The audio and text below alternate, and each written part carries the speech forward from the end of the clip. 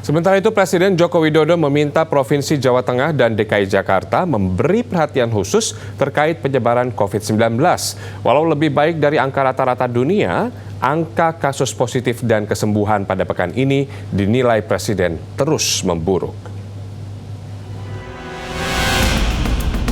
Presiden Jokowi dalam rapat terbatas di Istana Merdeka, Jakarta pagi tadi menjelaskan peningkatan jumlah kasus positif yang drastis terjadi di Jawa Tengah dan DKI Jakarta.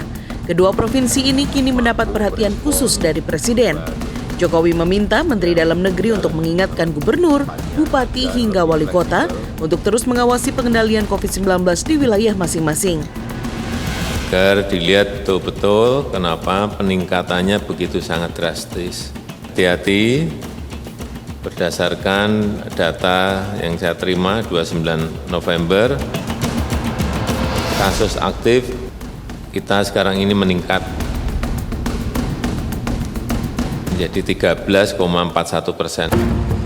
Di Jawa Tengah, melonjaknya kasus positif COVID-19 membuat sejumlah rumah sakit kewalahan menerima pasien.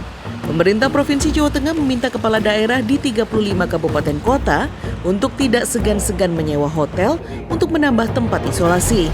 Selama hampir sepekan, Provinsi Jawa Tengah menempati urutan teratas kasus positif COVID-19 secara nasional. Ratusan pasien COVID-19 setiap hari harus dilarikan ke Rumah Sakit Tugurejo dan Rumah Sakit Umum Pusat Dr. Karyadi di Kota Semarang. Geger masyarakat panik seolah-olah kita sudah seperti itu.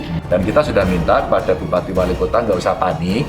Kalau data isolasinya, tempat isolasinya kurang, Anda boleh sewa hotel saja. Itu malah lebih enak, tempatnya bagus, mereka bisa dikontrol, itu akan lebih baik. Sejumlah tempat wisata yang ramai dikunjungi warga selama libur panjang diduga menjadi pemicu penambahan kasus COVID-19. Di Jakarta, Wakil Gubernur DKI Jakarta Ahmad Riza Patria dan Ketua Umum PBNU Said Akil Siraj terkonfirmasi positif COVID-19. Riza Patria kini melakukan isolasi mandiri di bawah pengawasan tenaga kesehatan. Dari hasil tracing Dinas Kesehatan Provinsi DKI Jakarta, Riza diduga tertular dari staf pribadi yang masuk dalam klaster keluarga. Selain Wagub DKI Jakarta, Ketua Umum PBNU Said Akil Siraj juga positif terinfeksi COVID-19. Hasil PCR swab dari Al-Mukarram Profesor Dr. Kiai Haji Said Akil Siraj menunjukkan hasil positif. Atas arahan beliau, kami diminta untuk menyampaikan kabar ini dengan harapan dan memohon doa dari Bapak Ibu sekalian. Kasus aktif COVID-19 di Indonesia kini sudah meningkat menjadi 13,41%.